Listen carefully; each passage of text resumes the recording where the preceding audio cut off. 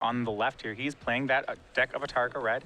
And we have Mike Savvingou Pangus. He's on Esper Dragons on your right.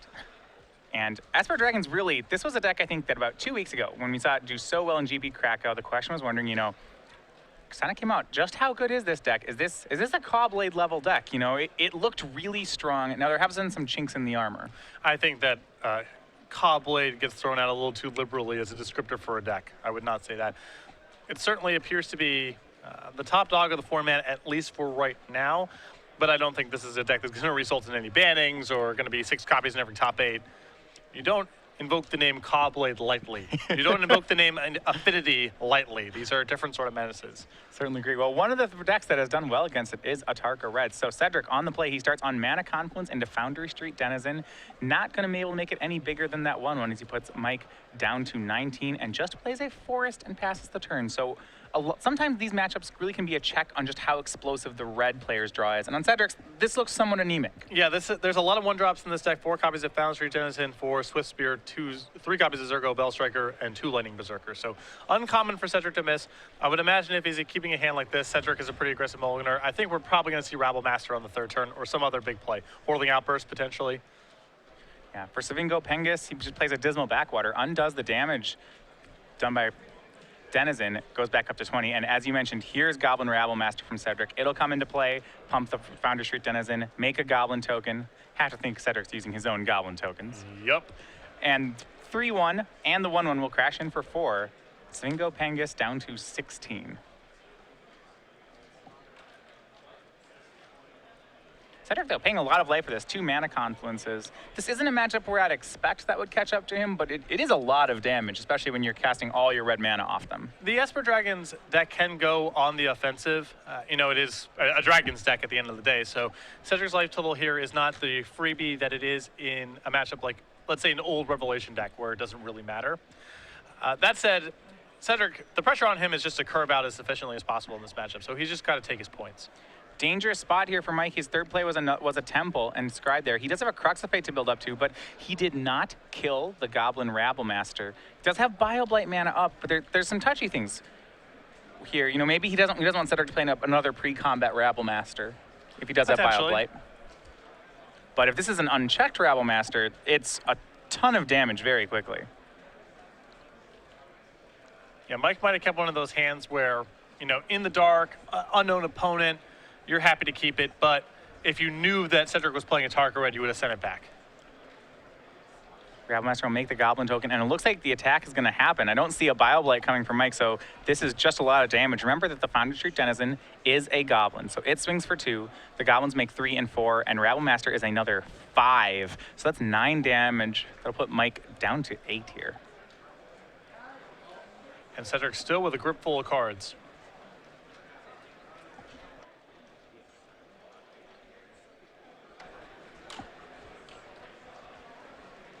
And Mike has picked up a Hero's Downfall this turn, has the mana available to take care of the Rabble Master, but if Cedric has any sort of follow-up in his hand, it looks like he's shuffling around quite a few red cards here. I don't think Mike's going to get to his 5th turn.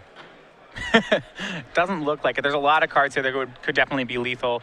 1 Atarka's Command is enough to seal this off, even through a Hero's Downfall. Mike will scry. End step Lightning Strike puts Mike down to 5. Mike may die without casting a spell. So we untap here. Mike at 5. Cedric with a lot of sources of damage.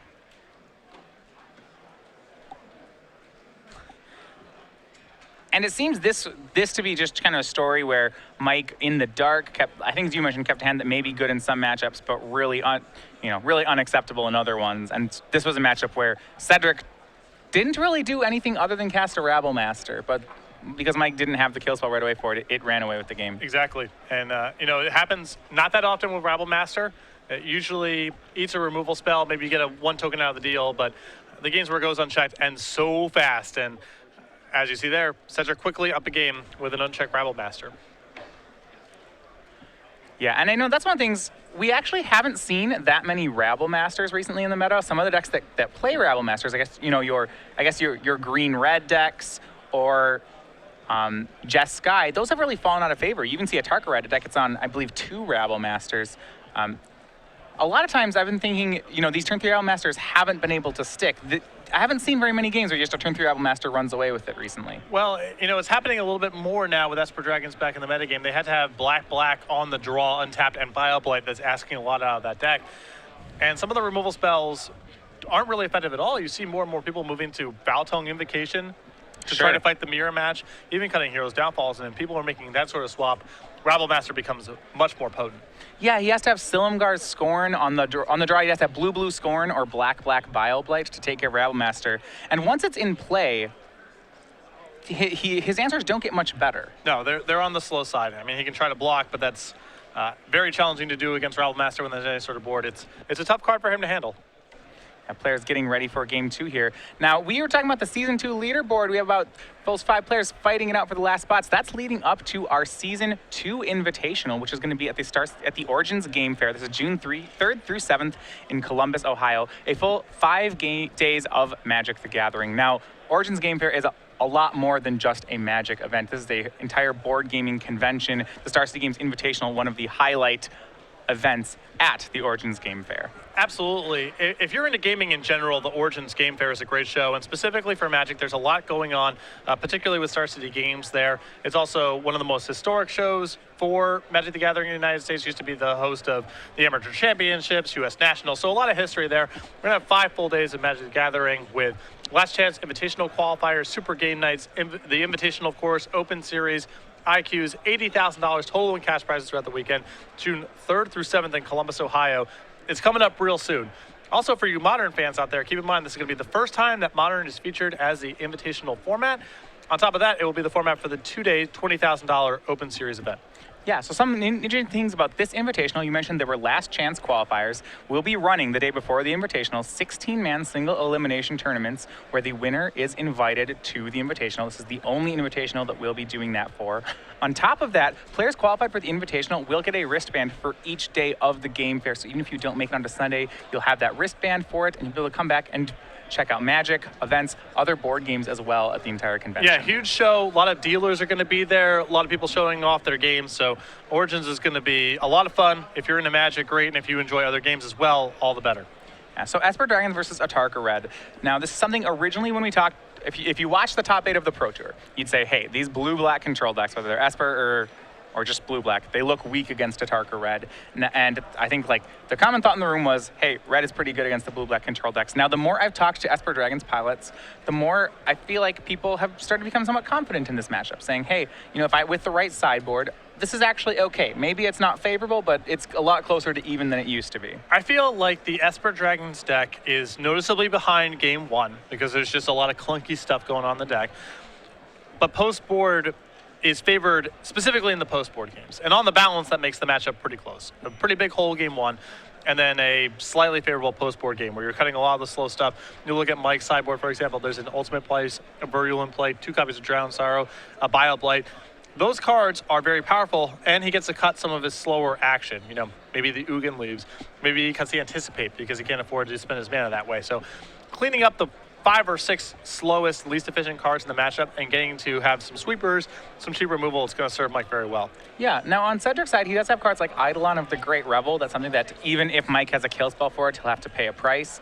4 of those in the sideboard. Outside of that, I don't see too much that Cedric really gets to board in here. Perhaps, he has 2 more copies of Rabble Master, but I'm not sure how much he can expect those to stick in a post-board game. Yeah, 4 Eidolon of the Great Rebel, 4 Roast, 2 Hall of Triumph, 2 Goblin Rabble Master, a Destructive Revelry, a Scouring Sands, and the Goblin Heel Cutter.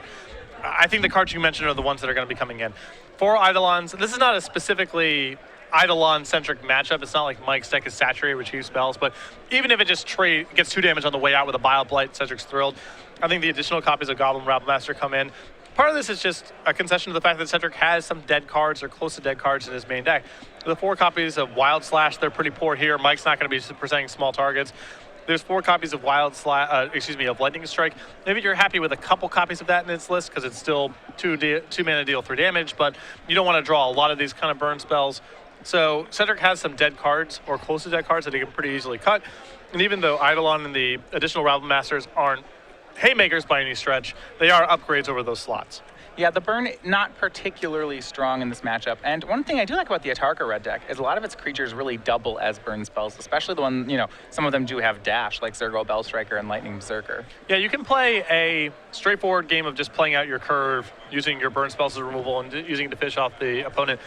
In the post-board games, you can take a more nuanced approach where you start leaning a lot more on your dash effects to blunt the impact of sorcery speed sweepers, like Anger of the Gods, like Drown in Sorrow, and Cedric's going to be anticipating some number of Drown in Sorrows in the post-board game. So you're likely to see Cedric make more of an effort to dash, whereas in game one, he's going to just kind of dump his stuff out on the table. The only sweeper he's got to concern himself with is Crux of Fate, and that's pretty slow. Yeah, this game, Esper will get to be on the play, which is pretty relevant here. There's a lot of, remember, he still does have a lot of counter spells. I think the main card that makes me want to be on the play in this matchup is the card Silumgar's Scorn. It's a 4 in the Esper Dragons deck. Not really a card he cuts in any matchup, but its effectiveness gets so much better when you're on the play. Definitely. Foul Tongue Invocation is another card where on the play it's a palatable removal spell, and on the draw it's going to be too slow or line up too poorly against cards like Dragon Fodder, Goblin Rabblemaster, Hordeling Outburst, or just expendable one-drop creatures that Cedric will have laying around. Well, it's an interesting kill spell in this matchup because it's not particularly effective, but if he has the dragon, the 4 life is almost worth paying for just by itself. I don't think he's going to get cut. I think he's got slower cards to get out of the deck, if nothing else, but it is more about the life gain than the removal in a lot of spots. All right, well, game 2 underway. Mike starting out in a temple. Cedric does have a mountain to start, but no 1-drop on his side of the table. So Mike with an opportunity here to keep the board clean. You do see some larger cards in his hand. The Dig Through Time and Crux of Fate at the top of his curve. Does have some early removal though. Bioblight hanging out as well. Really important, especially with Cedric having no 1-drops. It means his threats are likely to be a bunch of tokens. And I think you're about to see Dragon Fodder right now. Bioblight should be pretty powerful this game. Dragon Fodder making 2 goblins. Mike is at 21 thanks to a copy of Dismal Backwater. Remember, these Esper Dragons decks play a full 8 dual lands, so the Backwaters and the Temples. Sometimes you even see them, well, at least with the blue-black decks, you even see sometimes them dipping into a tri-land for even more duels. That's because these decks want to be playing Haven of the Spirit Dragon as well. Yeah, there's a lot of demands on its mana. There's Dissolve/Silumgar Scorn, there's white cards, there's Bioblight. It's asking for a lot of colored mana very early on in the game. Well, Cedric's going to dash a Goblin Heel Cutter on turn 3. It'll go into play. Mike has a kill spell at the ready. We'll see whether he wants to go with the pair of goblins or the 3/2. Looks like he will go ahead and take care of the Heel Cutter. Did have to use his Bioblight for it, so he takes 2 off the tokens, but goes to 19. So what's noteworthy here is that one Heel Cutter is in the sideboard. And it's not like Mike's deck produces a lot of blockers that you can target with that sort of thing, because Dragon Lord Ojutai and Silumgar Drifting Death both can be targeted when they're eligible to block. Which means that Cedric wanted to get the burn spells out of his deck badly enough that he brought in the Heel Cutter, even though it's not at its best here. Yeah, Mike playing a 4th land, which is Haven of the Spirit Dragon. In his hand, he actually has a 2nd and 3rd copy of Bioblight. So he is going to set up to massacre some creatures. And I think Cedric kept a slightly land-heavy hand, and his draw steps have not been that cooperative thus far. Pair of 1/1 swing in. Mike kind of deciding, I think there's some incentive here to just Bioblight tokens. He does have, I don't believe he has any more lands in his hand, and he does have a copy of Dig Through Time. So while this is a weaker Bioblight, he may use it just to get cards in the graveyard. This is one of those spots where I think you just cast it. I do appreciate the sentiment of I want to wait until I can kill the best possible thing or maybe get more out of this, but Cedric hasn't really been presenting a whole bunch, and Atarka Red's not producing cards that are much better than 2 goblins. There's not some sweet creature coming down the pipeline. Mike just took 2, drew a card, now has to say go. There may be also a concern. I think he may have a blue-blue counter spell, so his mana, because of that colorless land here, you may see him do the weird play of taking 2 and then end step Bioblighting some tokens, where being able to leave up counter magic the whole time. It looks like he's going to go for the Bioblight in combat. He had an opportunity to do this last turn, though, the line that you alluded to. Gave Cedric 2 free damage. Once Cedric didn't follow up with the threat, decided, okay, maybe this Bioblight should just be cashed in. He'll take care of the 2 goblins. Post-combat, Cedric is going to stoke the flames at Mike, doing it while Mike is out of blue mana. That's a good time to tap for it. I believe he has a target's command in hand, but there's likely no life gate effect coming down the pipeline, and he definitely wants to cast these while Mike's shields are down on the counter spells, because he's running out of resources. He's very land heavy, and if his burn spells here get countered, it's going to be very hard for him to win the game. Hero's Downfall, the draw for Mike. So if you look at his hand here, he's got Hero's Downfall, Bioblight, Crux of Fate, Dig Through Time. I believe he has a counter spell of sorts. Not sure if it's Silumgar Scorn or Dissolve. But he seems to have Cedric covered on all fronts. He has a counter spell. He has, I think, an answer to tokens. He has an answer to a big creature. He's building his way toward a Dig Through Time. But Dig Through Time is not Sphinx's Revelation. It does not win the game when you resolve it. Right. He's got to move on to the next phase, which is getting something into play and then starting to attack Cedric. And that could take a while. Now, Cedric cast Dragon Fodder, and on the end step, Mike could have Biobladed away the tokens, but he opted not to, and then just drew. I'm feeling like he needs to spend his mana each turn here. Exactly. I understand he doesn't want to put the shields down on getting hit with another burn spell, but that's going to be happening regardless. He has to draw untapped black or blue mana to avoid that. There's just not that much of it in the deck, so I agree with you. He kind of just needs to be casting his stuff. And Cedric, he's going to dash Zergo Bellstriker, and now the Bellstriker and the two goblins are going to come in. And I think this is where the mana comes into play. If Mike had Biobladed the tokens, he could now downfall the Zergo, but as it stands, he's going to take some damage here. Exactly, and all these little chip shots, they add up big time, especially when Cedric is building towards things like a Tarkus command, additional copies of Stoke the Flames. Taking up 2 points here from these tokens, another 2 points from the Zergo maybe you could avoid it. It doesn't look like much, but it definitely adds up. All right, so Bioblade takes care of the tokens. He's going to tap 2. Looks like he does have another removal spell, though. Ultimate Price will take care of Zergo Bellstriker. Mike did have to pay 1 life for that, so it's not a complete loss for Cedric. Mike's down to 12. And you see on Cedric's side, he is playing land number 7 out of an Antarctica red deck. He only plays 20 lands. That is a lot. Yeah, I think he kept a hand that was light on threats, had some burn spells, and had a lot of mana. He's drawn a lot of lands since. Still no lands for Mike. I believe he has a copy of Virulent Plague in his hand. But 4 cards in the graveyard. If he taps out now, he can Dig Through Time. At the same time, he may just want to keep casting removal spells and get that Dig Through Time discounted all the way down to 2. There's not great pressure. And Mike has shown thus far that he really prioritizes keeping the mana up to be able to counter things. Yep, and so he's going to keep doing that. It wouldn't surprise me if he's just going to wait to hopefully draw lands or some cheap stuff to do while holding up the counter. Well, I think as long as he spends his mana every turn, I don't see this being a huge problem. That, like him not drawing lands, as long as he answers all Cedric's cards, doesn't actually matter. Cedric's going to go for Stoke the Flames, and you see he actually waited until he had 7 mana so that he could have 1 untapped. He doesn't want this to get Silumgar Scorned. And Mike has Scorn in hand, but no dragon to pair with it. So well played by Cedric. Yep. Yeah, Mike goes down to 8.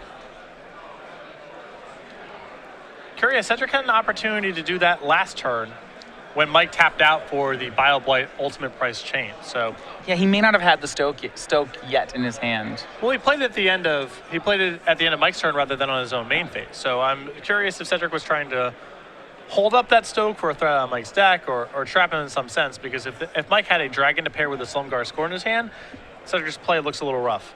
I think Cedric's done a great job of opening a window for himself here to draw some relevant burn. Now, as it turned out, Cedric, main phase, simply had to say go. He's just that light on action. Yep. It was a spot where I think a good draw really would have benefited him. As a result, Mike's just going to get to end step a Dig Through Time here with no punishment.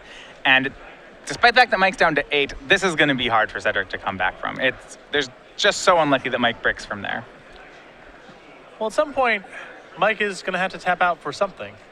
Yeah, he goes up to 9 from Dismal Backwater. So as long as Cedric can kind of sit back and build up a hand of burn, he might be able to play over the top whenever Mike decides to tap out for something. But it's going to be harder and harder to do that. I believe Mike has Downfall, Virulent Plague, Bile-Blight, Ojutai. And the Silumgar Scorn now paired with a dragon, which means that he has the luxury of being very patient. If he wants to tap low, he can, but there's certainly no rush to do so. Yeah, and Mike's last draw was a copy of Foul Tongue Invocation, and with that Ojutai, that does mean that his low life total is now less of a concern for Mike. It is scary out of this for dragons just how much your instants get powered up by having a dragon in your hand. You know, this Force Spike became a counter spell, and this Edict just gained you 4 life. Both of things are so relevant here. Absolutely. Mike's going to cast Virulent Plague, and this is a loud broadcast, leaving up 2 black-blue dual lands. And Mike just starting to shut the door. You see with the counterspell, the Hero's Downfall, Foul Tongue Invocation, he's got great answers to 1-for-1 creature threats. And now with Virulent Plague, he's got tokens checked for the rest of the game. Mm-hmm. Cedric, right after Mike cast the Virulent Plague, Cedric drawing a copy of Portland Outburst. Cedric will make Rabblemaster, but that is just a Grey Ogre here. It has no goblin friends. Or it has them, but only momentarily.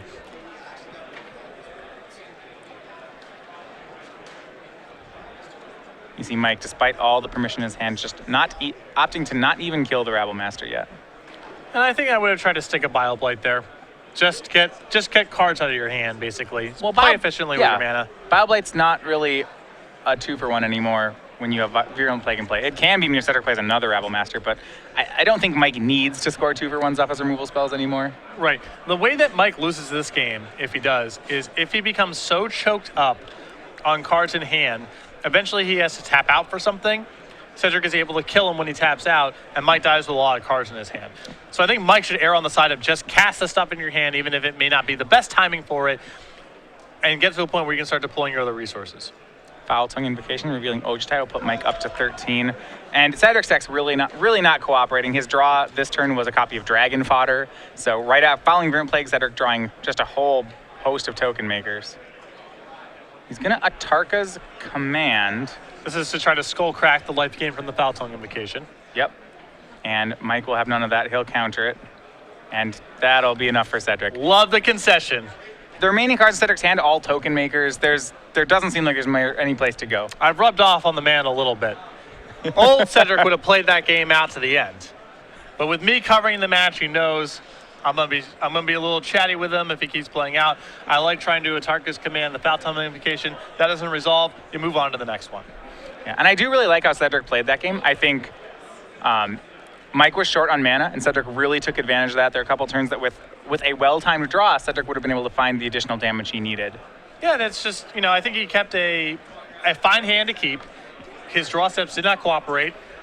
He did his best to make sure that his effects resolved and that he was able to do what he had with the resources that he had, but he was just short on action. Well, he was able to create turns where Mike didn't use his mana, and I think that really, to me, when I'm looking at this, Cedric needs to cast more spells than Mike does. So if he creates situations where Mike can't cash in one of his spells, well then there's some advantage being created there. And Cedric did a really good job of that. It's particularly important when you're playing against control decks that have to tap out at some point. The old Revelation decks, for example, they could try to fend you off with counter spells, etc., and never had to commit mana on their own turn. They could beat you just with a large Revelation, gaining too much life and killing you with the leftovers. For Mike to win the game, most likely he has to tap out or at least tap pretty low at some point for Dragonlord Ojutai or a similar threat. So every turn that Cedric generates where he's able to have Mike basically burn his mana, not use it for anything, means that when Mike does tap out for something, Cedric is likely to kill him with his big follow-up, and Mike will die with a lot of cards in his hand. That's the ideal scenario for Cedric. You can see he's trying to execute that game plan. He didn't have the resources to do it game 2, but he knows what he's trying to do out there. And where Dig Through Time is really different than Revelation, as we saw there, is they're both these attempts to cast a big card draw spell, but when Mike does this, he had to tap out. He has to basically take a turn off from killing things. When you have a card like Revelation that draws cards and gains life, the life gain is oftentimes as good as a kill spell. But here, Mike needs to get far enough ahead that he can afford to either take a turn off to cast Dig Through Time, or he has to have the graveyard so full and cast the Dig Through Time so late that it doesn't really cost any mana anymore. Yeah, when you have to tap out on your own turn for something like a dragon, you're working with a little less certainty. You don't really know the scope of Cedric's hand, and you just have to cross your fingers and hope that the follow-up isn't too bad. As opposed to the old builds of Revelation-style control decks where you're countering, you're killing things, and the minute that the beatdown deck doesn't have a powerful follow-up on their turn, that's the turn you can Revelate. You're working at instant speed, so you can wait until the moment where it looks the beatdown decks doesn't have enough follow-up to punish you for tapping out. Mike will not be working with the same degree of certainty in most games here because he's trying to commit mana on his own turn. He needs to get his creature kind of online as soon as possible, and that's going to come with some risks. Far more risk than you would trying to resolve Sphinx's Revelation in a game. And we're talking about the Season 2 Invitational that these players are working toward. That's at the Columbus Game Fair. Now, what is on the line other than an invitation to the Players' Championship? To recall, you get a limited edition invitational token with art featuring yourself for the invitational winner. And we have our art. This is of our Season 1 Invitational champion, Jacob Wilson. As you see over there, chose the 1/1 Monk token with prowess made off Monastery Mentor. And right now, you can receive that limited edition token. Anyone opening the The Open Series 20K event receives this, anyone in the 5K Premier IQ, and you get these in all orders of from StarCityGames.com of $5 or more. Now, keep in mind, these tokens are available only for a very limited time. We have an invitational winner coming up soon in Columbus, as we've mentioned. There's going to be a new token coming down the pipeline. So if you want to get the Jacob Wilson Monk token, either register for one of our large events or place an order on StarCityGames.com in excess of $5 today. So game 3 will put Cedric back on the play. Last hand, he was not able to create that early pressure that he needed. Didn't have a threat early enough in the game, it didn't feel like. Cedric has had 2 pretty poor draws thus far. Game 1, he was on the play and Mike's draw was even worse. And then game 2, Cedric ran out of gas pretty quickly. Mike won that game with 6 or 7 spells left in his hand. So hopefully from Cedric's side, he can have one of those good Atarka red starts, a good curve of creatures backed up by a couple burn spells, not too many of them. It's a little bit riskier games 2 and 3 because Mike's going to be armed with some sweepers, but Cedric would still want to take one of those aggressive creature-oriented draws on the play. That's something when I play against a deck like Atarka Red, I sometimes feel like the burden is really on the Atarka Red player. You know, when I look at my hand and you ask me, like, how good do you think your hand is? I almost feel like my answer is, that doesn't matter as much. The real question is, how good's the red player's hand? I feel like against their very strong openings, I feel like an underdog with nearly any deck. Particularly when you're on the draw. Yeah. You know, double Swift Spear draws can beat almost anything. Things like that. And Cedric is a pretty aggressive mulliganer, so if he kept a hand after contemplating it, it's definitely solid. It's not super sketchy. All right, well, it does have a 1-drop this time. It's Foundry Street Denizen. And over on Mike's side, he'll start with the Temple. Shades of game 1, Mike keeping the card on top. See, maybe this time Cedric can pump his Denizen, draws a land.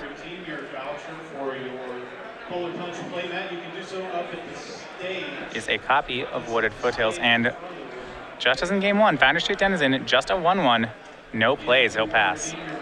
I don't know if Cedric got the memo about what this deck's supposed to be about here. I always thought you're supposed to play a creature on the next turn after you play Foundry Street Denizen. That's how typically how you want to draw it up. Another Temple from Mike. You see he does have a copy of Foul Tongue Invocation in his hand. Not sure if he has the accompanying dragon just yet for it. But this is good news for Cedric. If Mike's playing this land now, that means if Cedric has any of the powerful 3s in the spot, be it Whirling Outburst or Rabble Master, he's going to get to have at least one good turn. Well, and that's what we saw game 1. Cedric had that unchecked Rabble Master that just ran away with the game. Whirling Outburst is worth a lot of damage this turn. So is Goblin Rabble Master. And if Mike doesn't have Drown in Sorrow, best case scenario is he's handling one of the threats, but not all of them. And yeah, without Drown in Sorrow, I don't know how much I like Mike's keep here. Just in that, if you're on the draw against Atarka Red, I feel like you need that a Silumgar Scorn or a Bioblight on turn 2. And if you don't have access to either, you're going to get run over a large percentage of the time. And Cedric hasn't even cranked out a particularly good draw here. I mean, he lightning striked on turn 2. He passed, effectively passed on turn 2. Here's Whirling Outburst, and like you said, that's a lot more powerful because of this Foundry Street Denizen in play. It's going to make 3 1/1s, and now the Denizen becomes a 4/1, hits Mike down to 12. Cedric just anticipating here. And I think part of the reason that Cedric's assuming that there's Drown in Sorrow coming is because Mike's kept a hand on the draw that did nothing on 1 and nothing on 2. That's only acceptable if you have if you have Drown in Sorrow, then we're talking. But if you don't have any of these power 3-drops, this hand just isn't going to beat a lot of things. Yeah, I mean, Mike right now working with Ultimate Price, Hero's Downfall, Foul Tongue Invocation. They're all 1-for-1 trades. Cedric's at least expecting a Bioblade, but I don't even think that's coming out here.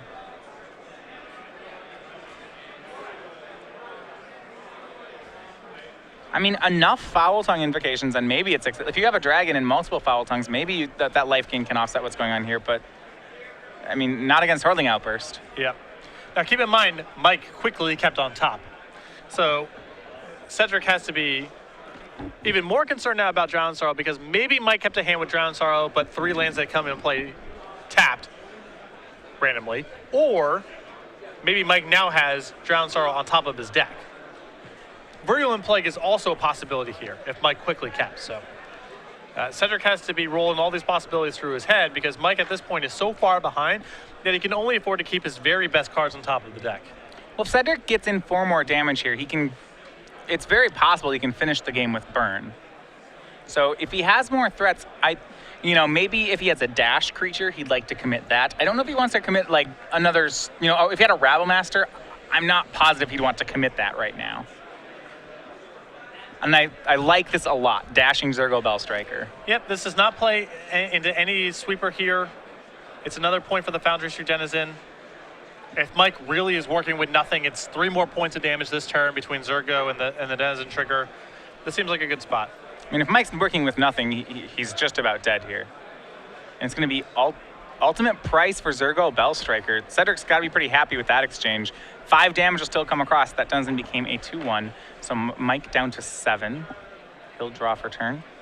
And it looks like Mike had Foul Tongue Invocation here, and that is some help, but unless he's quickly getting to a dragon here, I feel like he needs something like Virulent Plague or he needs Drown in Sorrow. Well, I think he may have a Crux of Fate, which is slow, but it looks like he could get there.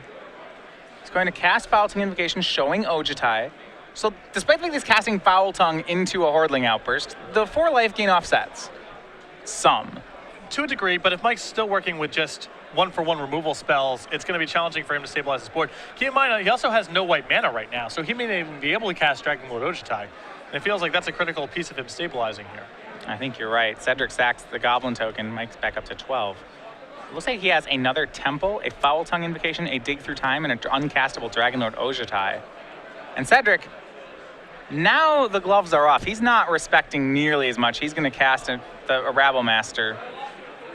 That'll make a Goblin token. That's going to be 3-6 damage, putting Mike down to 6. He can be confident that Mike does not have Drown in Sorrow in his hand right now because it would just cast it last turn. Right, he certainly was playing around at these previous turns. The worst case scenario here is the Rabblemaster's worth 2 points between the token it generates and the Denizen trigger.